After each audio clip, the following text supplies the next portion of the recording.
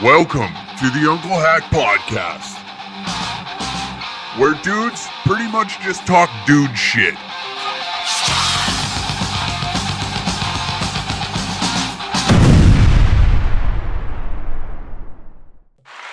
Oh, baby. Back with another episode of the Unclehack Podcast. We're glad you're here. Tell your friends, leave a review, drop a comment, whatever platform you're on. You're listening to Apple? Why don't you give us a review, huh? Let's boost these numbers. Tell your friends. Jesus Christ almighty, God almighty. What do I got to do around here? Huh? What do I got to say to get more fun? Do we got to go and start another Reich or what? Anyways, I'm done begging you for views. Upcoming dates. September 8th, we are in Olds, Alberta. Limited tickets left with that. September 15th, Salmon Arm, British Columbia. September 16th, Castlegar, British Columbia. Limited tickets for those as well. September 24th, we head back to Vancouver. Yes. And then October 1st, big announcement. We are adding, we're not adding, we are collaborating with Cut the Activists, a prolific content creator that loves to pound some piss, and December 3rd in Plano, Texas with him as well. Tickets available at dangercatsshop.com, another great danger room on the past weekend there. Telling you folks, only guys in Canada that are doing it like us. If you haven't been to one of our shows, you will not understand. So I'm telling you, if you get a chance, come on out. You think the podcast gets a little all right? Wait till you see our show. Anyways. Great weekend. We had a great danger room there on Sunday. It was great to have everybody out. Thank you for those that did come out. Folks, we are upon great things. A new era of human being, you know? I just seen a video where it was asking Canadians, are you going to comply if the COVID restrictions come? And a lot of them, it was split.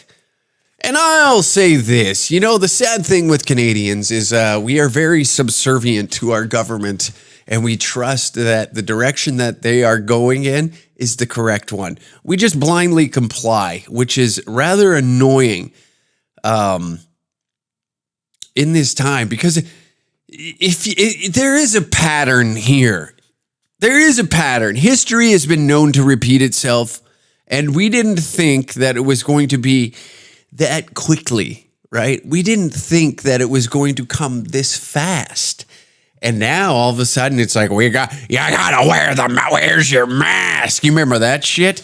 That's coming back? Are you kidding me? I swear to God, if I gotta listen to another old lady with a smoker's cough behind a convenience store fucking cash register, I'm gonna snap, okay? Where's your mask? I feel like I'm a part of some reoccurring. What's that movie where that chick just keeps dying and then has to figure out it's just the same day over and over again? It was her birthday and the same guy, they just get killed, or some dude. I can't remember what the movie was, but it's like the same moment over and over and over again. It's like some Doctor Strange shit. You remember that? I swear, it's too much. I can't handle it. My brain cannot comprehend nor handle any of the horse shit that went on for those 2 years, 2.5 years, 3 years. I guess it's still going on if we're talking about it, right? It's too much, folks.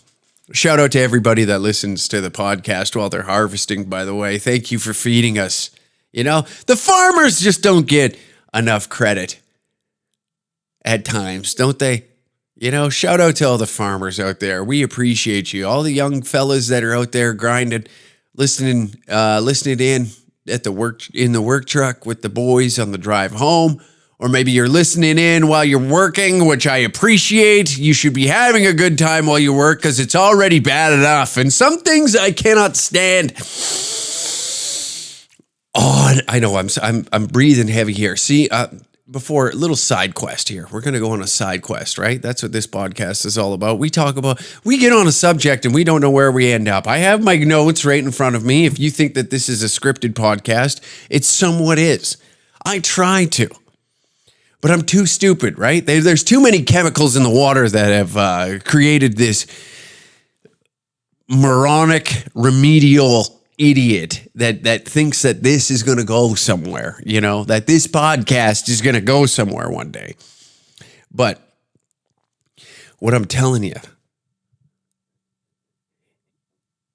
is there is some things, actually, we were going to go on a side quest. We're going to bring her back in. We're going to rein it the fuck back in.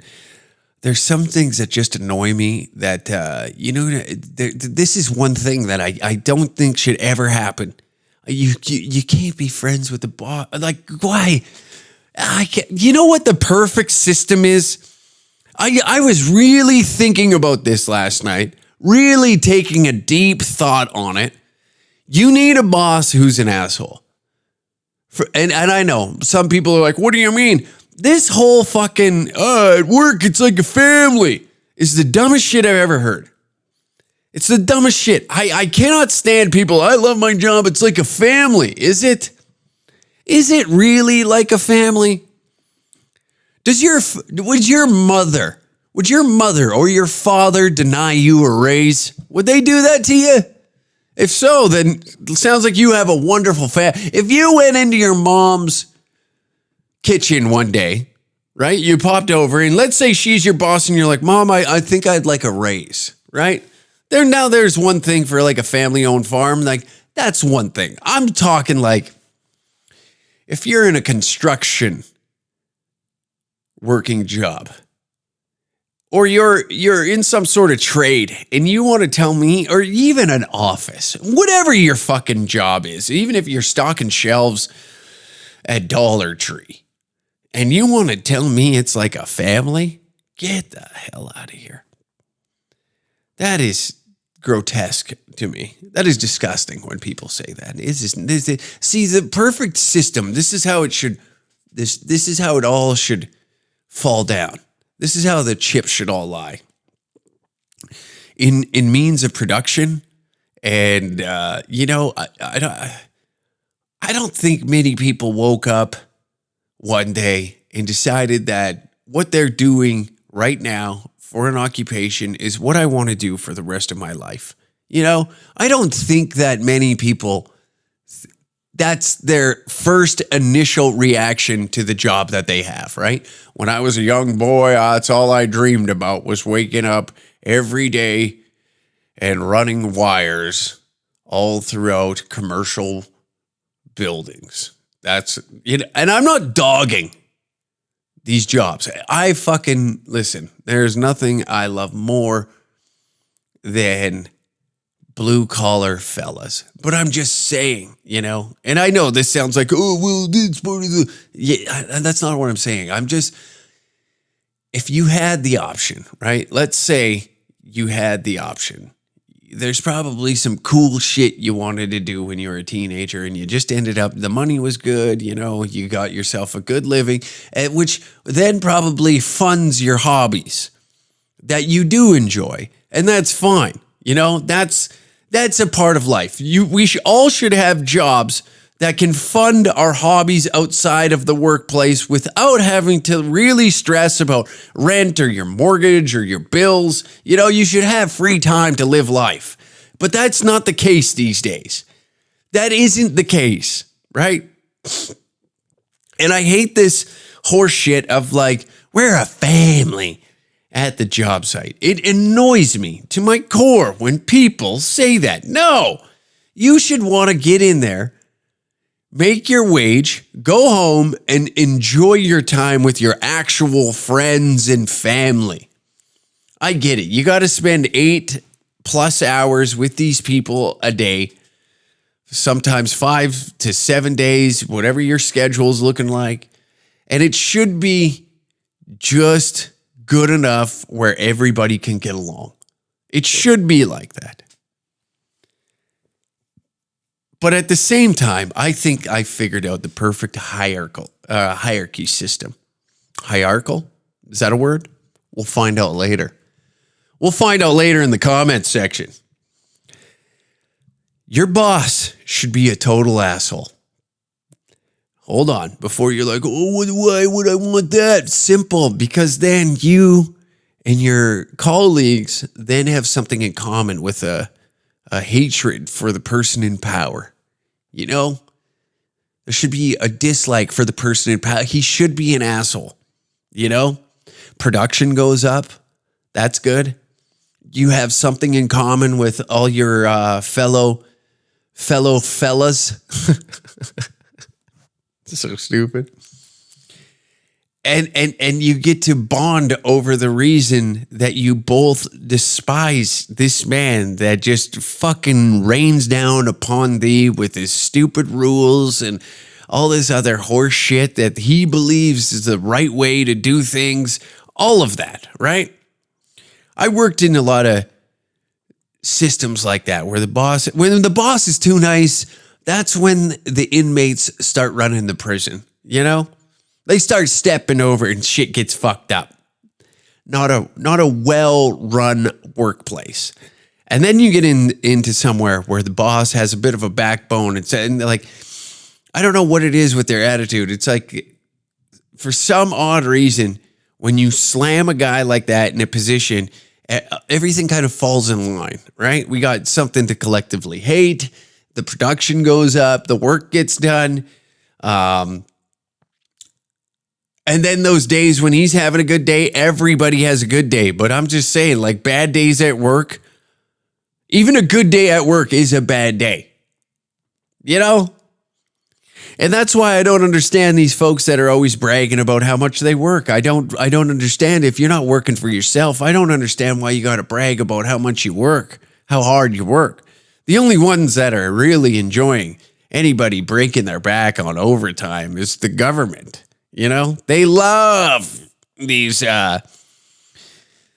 ego-driven maniacs that feel like they're, you know, that they got to bust their spine to prove themselves to the rest of the world.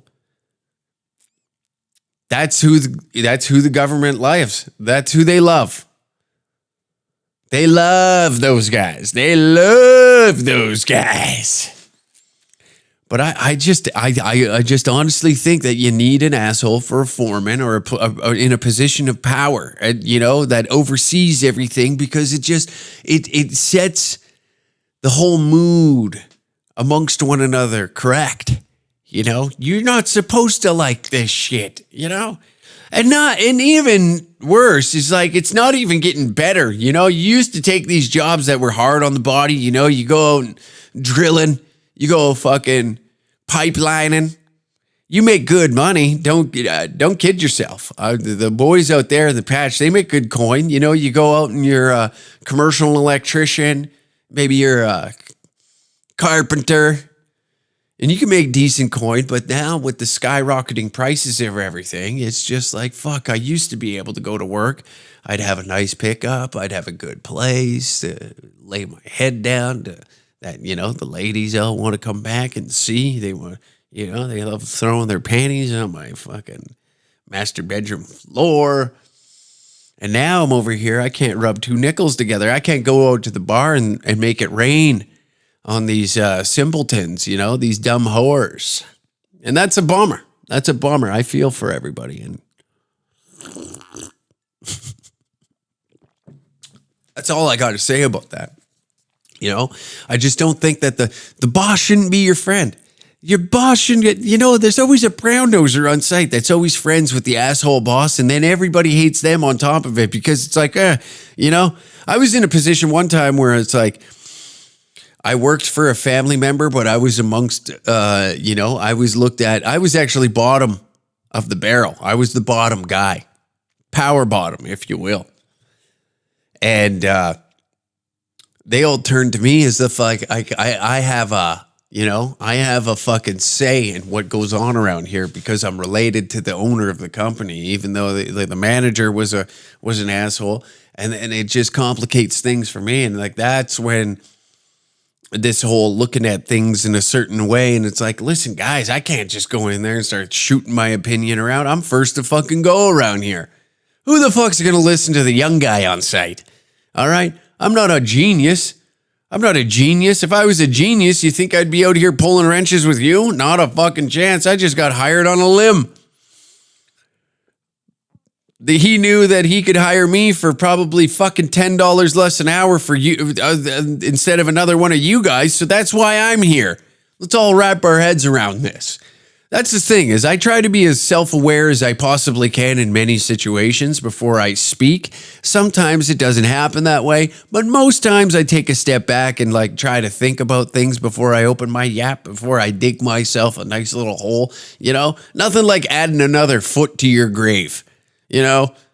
It's supposed to be 6 feet, but this guy's 30 feet under because he just never realized that being quiet is probably the best option in these situations. And that's why I would always try and just be off of everybody's radar, you know? You can dog fuck easier if you're not on anybody's radar, you know? You just go out and do the work that you're supposed to do that day. That was a nice thing. I was a field operator, you know? So for those that don't know what that is I got paid to go look at meters. I just had to look at the meters, make sure there's no oil on the ground, and I just did that, and then maybe just a smidge extra. Anything that I could do to stay out of the office, you know? That's the best way to go about it. If you're not in and out of the office and they don't even know what your fucking name is, that's a good goddamn... Then when you're on a job site for 2 to 3 months and they're like, hey, what's your name again? You're in the perfect spot. Perfect spot. That means nobody even knows who the fuck you are. And it takes them a what? Who's the new guy again? You know, you're not in there being boisterous, trying to make the whole lunchroom laugh. You're not trying to fucking tell everybody your life story. That's the perfect spot to be for you young guys out there. That's where you want to float in between there, where they notice you. They're like, but they can never remember your name. That guy, I like him. I don't know why I like him. I think it's because he doesn't talk, but I don't know why I like him. It's always because you don't talk. You're not giving suggestions. You just hear what you're supposed to do. You go out and do it that day, and then you're left alone. It's a perfect spot to be in. It's a wonderful spot to be in. But anyways, you know what? No, it's a bad spot to be in right now is on the trial for the trucker convoy. It's starting again, folks. Here we go again. So the trial for the Freedom Convoy. Here, it's CTV, one of my favorite blog sites. Trial for Freedom Convoy organizers, not about their political beliefs, Crown says. Ooh. All right. Why won't this... Here we go. We're gonna listen to these two females talk. I know. I am sorry to ruin your day. Females talking. Oh, great. What do they got to say? Not much. Okay. Why am I getting no audio here? This podcast falling apart every fucking day, I tell you.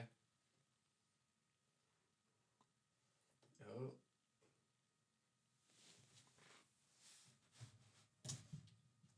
Let me see. Come with me and you'll see a world of OSHA violations. Why won't this play through? See, I don't know what it is. You know, you leave technology alone and some days it just decides that, hey, I'm not going to work for you. Why is that? Does anybody have an answer? Does anybody have the fucking answer? You try. You know, you wake up every day, you put your best foot forward, you try to bring the folks a fun little podcast, you leave all your shit alone, and then all it takes is one fucking day.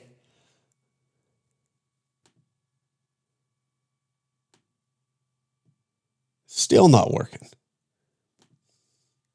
I really wanted to listen to these women talk.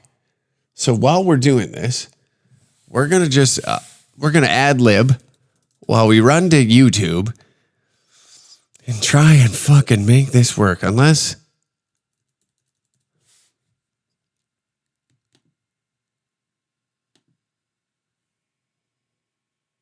there is no audio going through this at all. Why is that? Well, isn't this just fucking fabulous?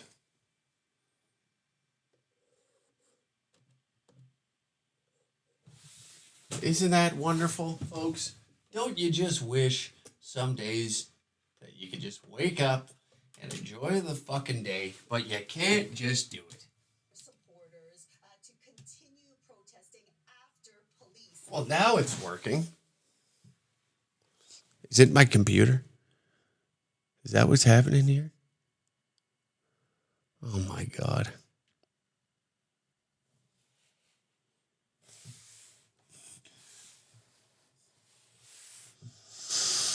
I am just going to take a deep breath.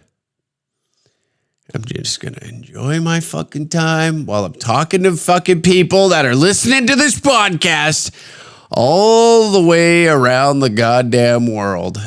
Clearly, the audio works. So why is it not going through the fucking computer? You know? Oh, it's because we don't want that. We don't want you fucking.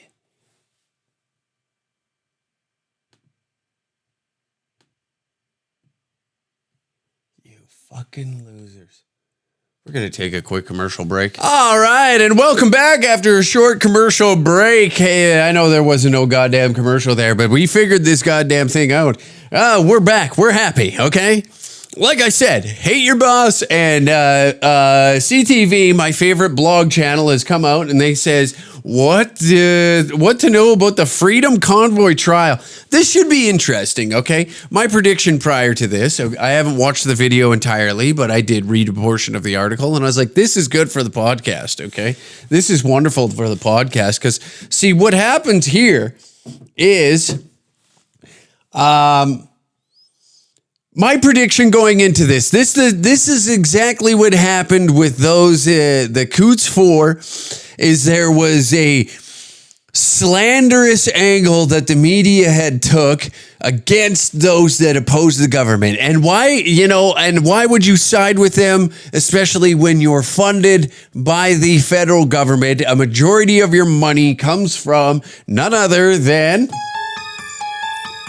the federal government of Canada. So why would you bite the hand that feeds you by siding with those that are part of the quote unquote Freedom Convoy? So this should be interesting. I cannot wait to hear what these two jackasses are drumming up to present. And you know what the fun thing is a lot of people do not turn to mainstream media. I like reading about it. I like seeing what they're saying because it's exciting.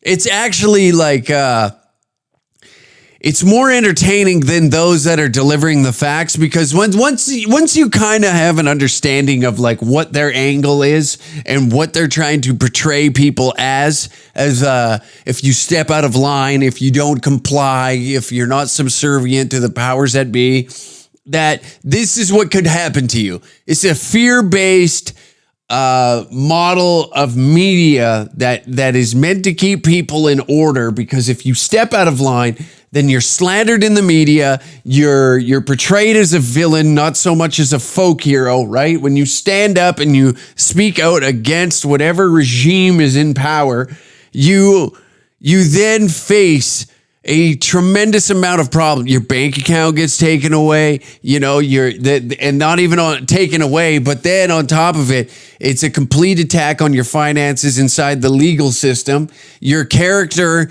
has been slandered throughout numerous media organizations throughout the country, and if not worldwide, depending on where you look. And it's meant to keep those that do that, like, hey, if you say a certain thing, that's the thing is like, We're now in the highest surveillance state that we could ever be in.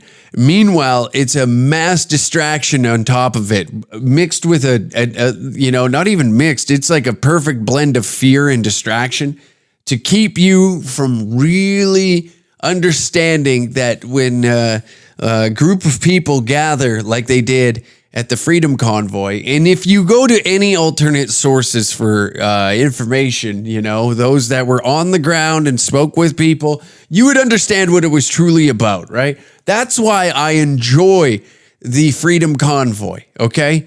I may disagree with some of the political reasons that some folks were there, and that's fine, but I am all for freedom of speech, even when I don't agree with it. I am willing to hear somebody talk unless they're Jewish or a woman.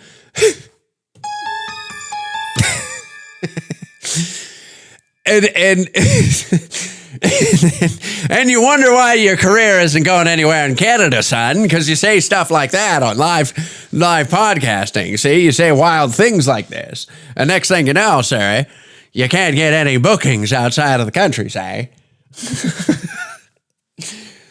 Sorry, that one was for me. Maybe anybody else. Which is going to be difficult to get through this 4-minute interview or this reporting that these two fucking axe wounds are about to present to us. It's tough being a misogynist when a world just wants to just keep things more diverse. We need diversity. So we got a white woman and an Asian woman here about to talk about why the Freedom Convoy trial is happening. Let's get into it. I think I've said my piece. What do you two fucking gashes got to say? Remind us of the roles that Leech and Barber played in the Freedom Convoy and the charges they're facing as a result. Marcia, Tamara, Leech, and Chris Barber are basically the founding members of the Freedom Convoy. They are considered... Basically the founding members. So they're basically... We needed a bad guy, right? We needed some bad guys to portray as like the evil of the Freedom Convoy, regular people. That's why I'm outside of this courtroom, and I'm a part of the media conglomerate that's going to monetize, and not only that, profit off of events that unfold like this, because we need ad revenue. We need ad revenue, and also, if I'm not here speaking about how much I dislike this, whether I buy into it or not, who knows? I might say the wrong thing and some funding might get slashed. Anyways. Two of the main key organizers. What I can tell you is that Tamara Leech is considered the heart and soul of the movement. She was instrumental in getting on social media and helping the organization raise millions of dollars.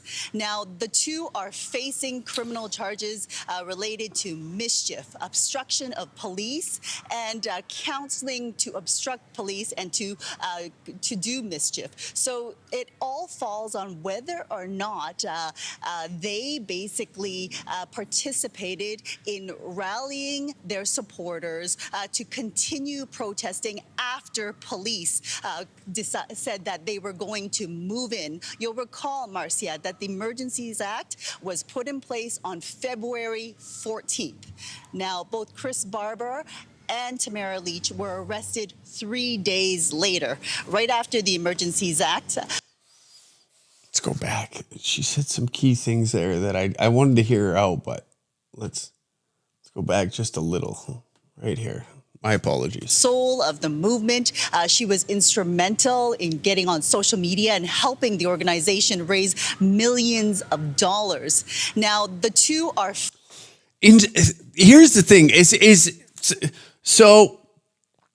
Any of us were capable of going on GoFundMe or GiveSendGo, whatever fucking platform that they were using, and creating a donation page to distribute the money. It is quite funny that when us regular folks want to conjugate and come together and create a movement of some sort, that it's tampered down. But then see the difference between us and the wealthy can get together and have $1,000 dinner or $1,000 plate dinner to raise funds to, who knows? Let's organize some sort of false flag operation disguised as we're helping kids in Haiti, but which is going to turn around and only to be found out that it's a child trafficking ring. You know, it's things like that. When regular folks want to come together and use the financial system against those that run and operate the financial system, this is what happens: is they try to put the hammer down on you and scare you not into using this ever. Don't ever use this type of knowledge against us ever again. Don't you dare. That's the thing. And I find it fascinating that people were against this. Regular folks, you know, your neighbors, we are the ones that pay taxes. And you've seen folks that were upset, physically upset. It didn't take Tamara.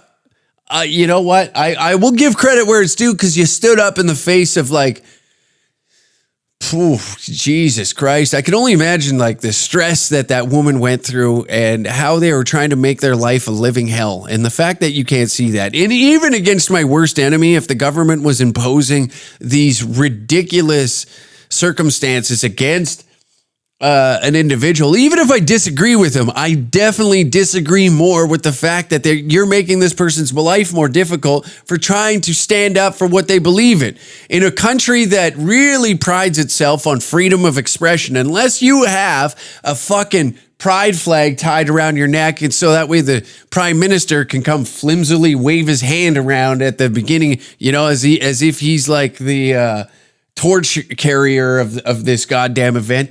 It seems that it's all against you. You know, you cannot have freedom of expression in this country. And I know a lot of people may disagree with me on how I feel about this, but I don't think that that's necessary. You know, people gathered in the cold. Okay, pride seasons all throughout the goddamn summer.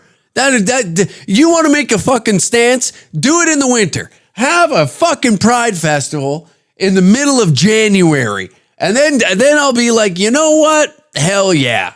All right. Okay. I can sign up for this, because you're dressed in a fucking parka on a float trying to wave to kids who are all freezing their fucking asses off. These people got together in the dead of winter. The dead of winter.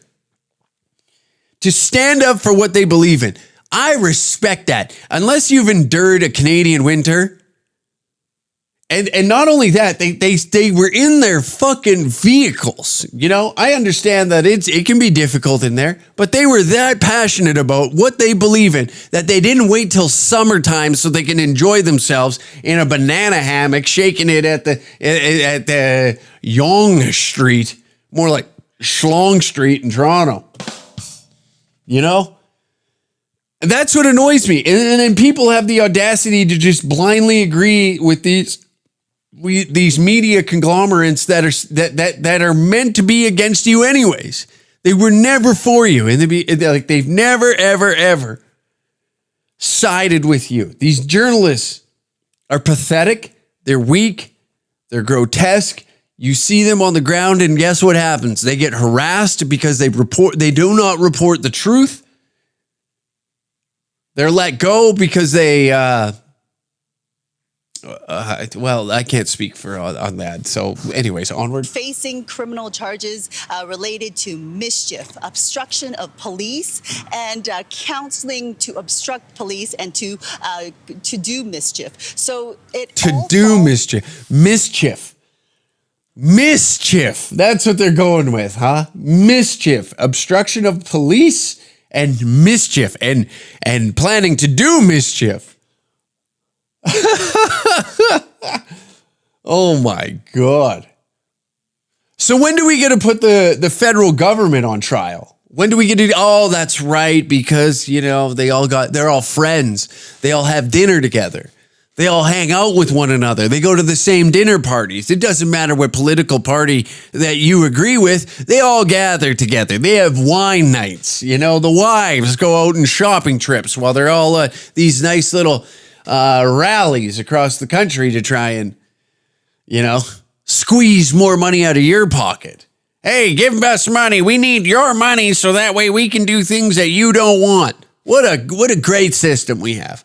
on whether or not they basically participated in rallying their supporters to continue protesting after police said that they were going to move in. You'll recall. Yeah, no shit, you fucking idiot. I've never seen a successful protest that went, oh, the cops are coming. Okay, I guess it's time for us to go.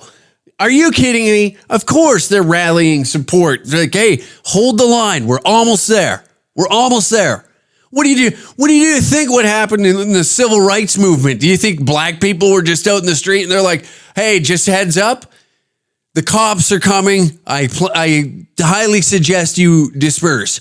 No, that didn't happen. When the fuck has a protest that agrees with the law been successful? It's almost, it's so laughable at this point that these idiots have the audacity to hop on with their little microphone. I am more respected as a reporter than some of these assholes. You know, they got out there and they were rallying against the police. No shit. Because the police were the ones that were enforcing these mandates upon these people, which just so happened that last week, all of the charges that applied to COVID restrictions were dropped. That's how much merit they held. And so, if I would have just complied, I would have lost my business. But instead, I said, fuck you, sucked my dick, kept my business open, made money while doing so. People hated me. People loved me. I gave them a place to come and eat, hang out, and enjoy the community. And I stuck to my guns for these assholes to just throw it out of the court system. They're not even being charged over any of that. That goes to show you how much weight those mandates held upon us. And now you want me to believe, as I sit here and listen to this fucking axe wound try and tell me that, well, you know, because they were rallying support with all the protesters to hold the line. No shit.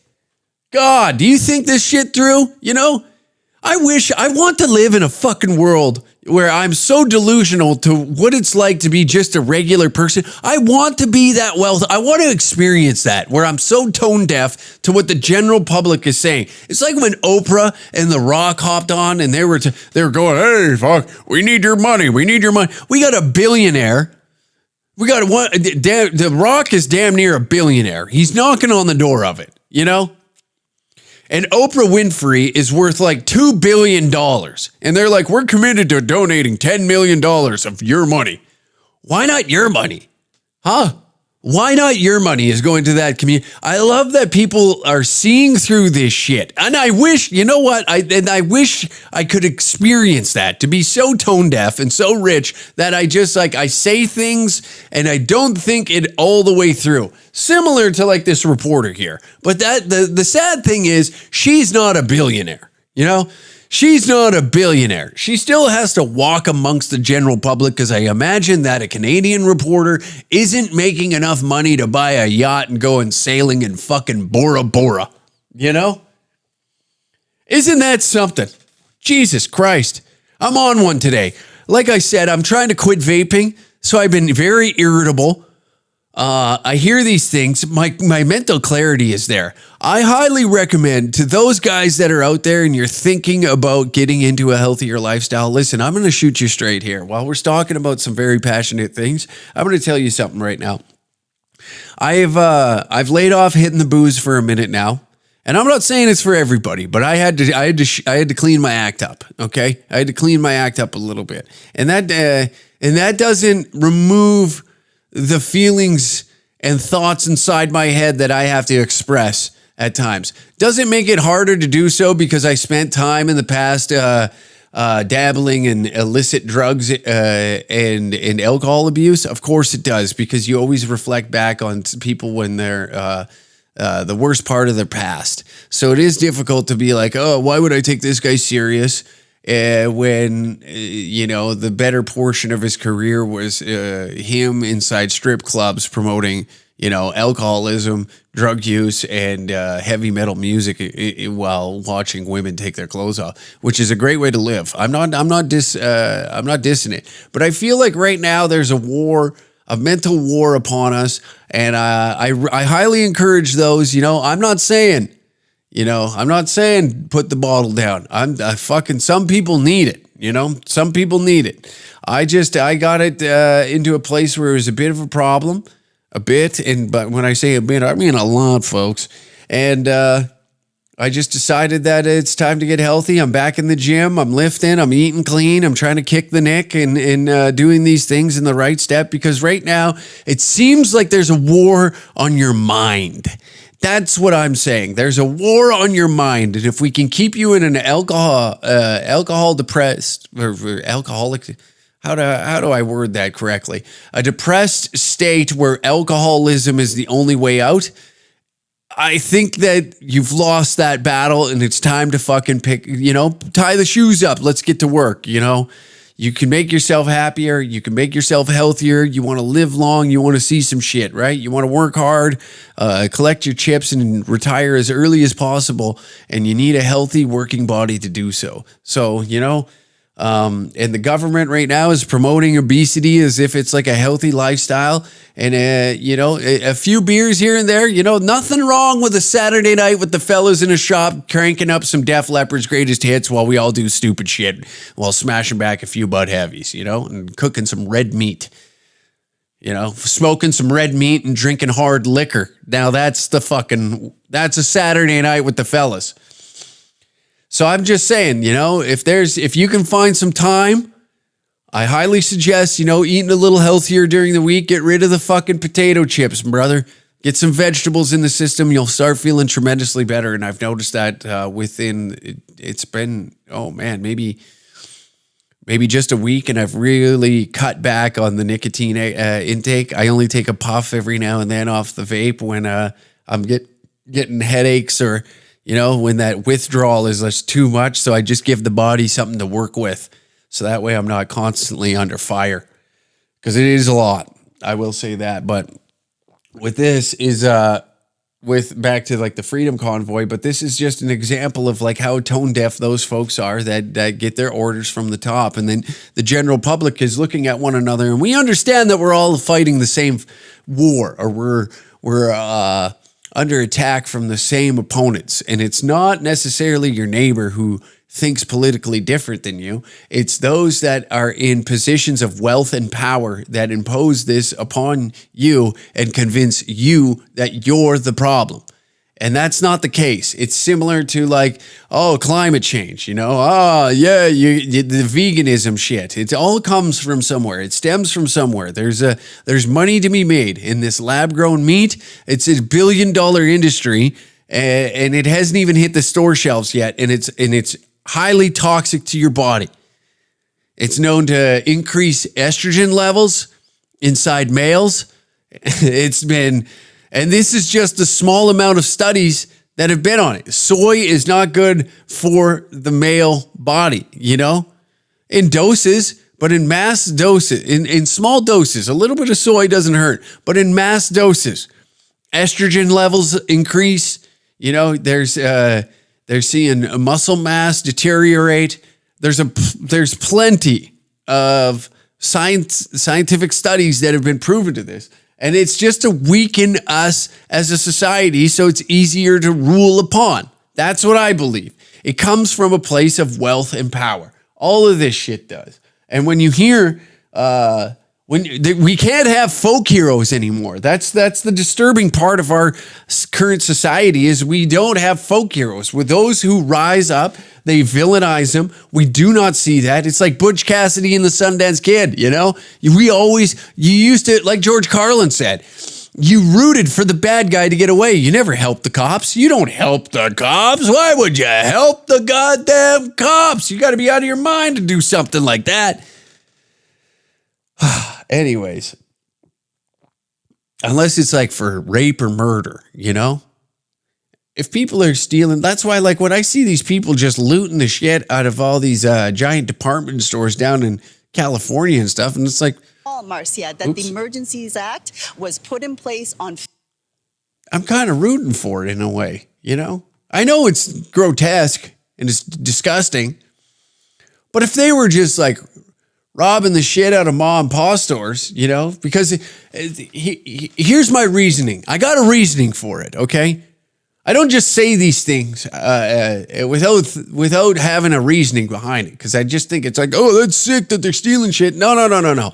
My reasoning would be if they're looting the fuck out of department stores that are like a corporate conglomerate, and it causes them to remove that store, maybe we see a turn into small businesses. And when you're a part of a community, it's tough to go into a store and rob, you know. I understand, like, also that the crime just doesn't go away, but then it becomes maybe folks then start to police, and that behavior gets snuffed out real quick because folks are losing their jobs for trying to stop somebody from stealing. So why would you stop somebody from stealing if you're just going to get fired? Where if it's locally owned and you stop that person from stealing, you know, you just helped the business. You helped somebody in your community. That money stays and circulates inside the community. When you go to a Shoppers Drug Mart, that money goes way the fuck up the chain. And I'll tell you what, the end of that chain is not in your local community. They aren't the ones that are going to dole out a bunch of fucking cash to help out local sports. You know, you're seeing a decline in the community because we've allowed these people to come in. It's like when Walmart came to our small town. We watched plenty of the downtown core closed because you used to go to the butcher and get your meat from there, and then go up the fucking road and you grab your veggies from this guy, and there was a farmer's market, the shoe store, a shoe repair guy, just simple things like that. Simple living. And then you bring in a giant department store that has everything in it, including electronics, and they fucking just tank the town. They tank the economy. So now that money is going outside of the town, and it doesn't even support the little things that take place inside that town. So I'm all for it. Because then it would cause, like, I have a true belief that it would cause then folks that work at that business, they don't want the business to close, right? You need a job, you need to earn a wage. And if you stop that person from stealing, then all of a sudden the community's taking the fucking power back in their hands. That's my reasoning, okay? And I'm sticking to it anyways. February 14th. Now, both Chris Barber and Tamara Leech were arrested 3 days later, right after the Emergencies Act. Police basically had told all the protesters that they were going to move in. They handed out leaflets. They said, you need to clear out or you will be arrested. So this trial does not hinge on whether or not the lawyers have said we are not going to relitigate the purpose of the Freedom Convoy. This is about whether or not two organizers who protested peacefully should be held criminally liable. Marcia. Judy, let's talk about what we're expecting at court today. Our supporters of Leech and Barber are expected to be there. Is this a jury trial? This is not a jury trial. This is a trial before a judge. So far, I've seen about... Okay, well, there it is. You could already tell right now, this is a trial by judge, and we've already seen what took place with the Emergency Act inquiry, that they ruled that it was justified, right? I understand that wasn't like a court hearing or anything like that, but with this, like, if you put it on trial and you put it in the hands of the people of hearing like the stories, and you can play through the emotions, and you know, you can see the other side. You know, whether you politically disagree with you can see and feel when people talk in a room. When you got the screen, you can't feel, you know, the vibe isn't there. There's some things that are able to get through and really move you emotionally, right? But when you are in the same room with that person and they're talking and you got to listen to them, you can feel those words much more than you can feel it through the screen and what's been said in the media. So I'm going to go with these guys are going to get the fucking book thrown at them. That's my prediction after hearing that it's not going to be a trial with jury. It's going straight to the judge. We all know how corrupt the court system is. I don't think we can all, that we can disagree that it's not stacked against the fucking people. supporters here. A few of them are holding signs. We do know that the Freedom Convoy supporters have their own podcast. They have their own media that they've sent representatives to cover the trial. Some say they will be live tweeting it. We can tell you that this trial will last approximately 16 days, and they are facing approximately, between the two of them, about 6 to 10 charges. We can also tell you that we are expecting them to walk into the courtroom with their lawyers just before 10 a.m. today, and that is when the trial begins. I love that they're showing the police footage of like how drastic that this had to be. It didn't have to be this drastic, you know? It didn't have to be this drastic. But these fucking jackboot thugs had no problem going in there. They were excited. We see the text. You heard some of the text and the voices, the voice notes and whatnot. They were fucking fired up. They couldn't wait to lay the boots to some of these people. It's disgusting. Okay, Marcia. and Judy, in terms of the seriousness of these charges, what sort of penalties could Leech and Barber face if they're found guilty on one or all of the charges? Well, it's important to point out that, you know, the maximum penalty is 10 years, but I've been covering court for a long time, and I've yet to see a mischief charge or an obstruction of police charge lead to that length of punishment. I can tell you also that Tamara Leech... The fucked up thing is that there's 4 guys sitting in fucking remand centers across Alberta that you know, they weren't free. They didn't get bail. They've been sitting in there for fucking almost 2 fucking years, and they finally went to trial, and then they keep kicking it down the road for the Coots blockade, the 4 of them, and you can't get, there's a publication ban, so you can't hear nothing about it.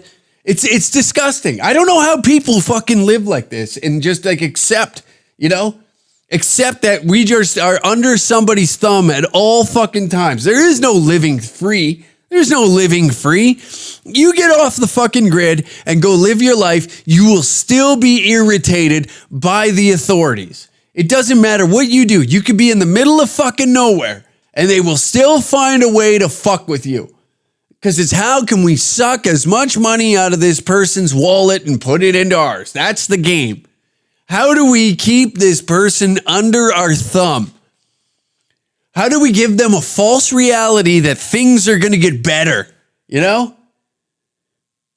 It's wild. I don't get it.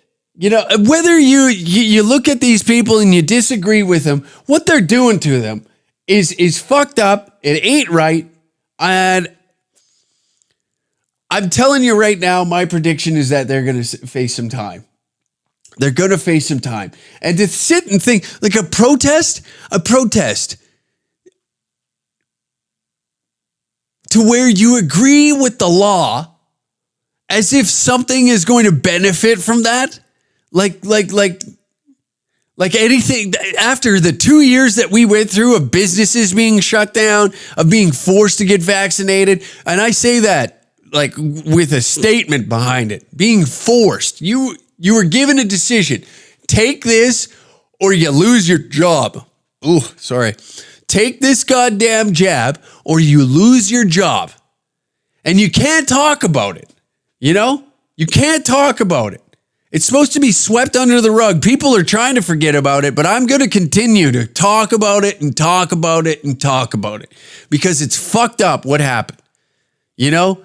Some people lost their life savings, lost their businesses that have been in the family for years or were just starting one. They were just going on their business adventure and they were just about to open their goddamn doors. I've heard numerous cases of this. It was a friend of a friend who just opened a gym out in Kelowna, just was getting the keys, about to crack that motherfucker open, shutdown came, and he lost everything because of bad timing, you know? Because of what? Because of what? What happened? What happened that was so scary, you know? Well, we didn't know what was going to happen. We didn't know. And the fact that we do now, and we're supposed to look back and be like, it's almost like you had this information prior. And then you have Project Veritas coming out and doing some deep reporting, which should be done, if I may say, which should be done.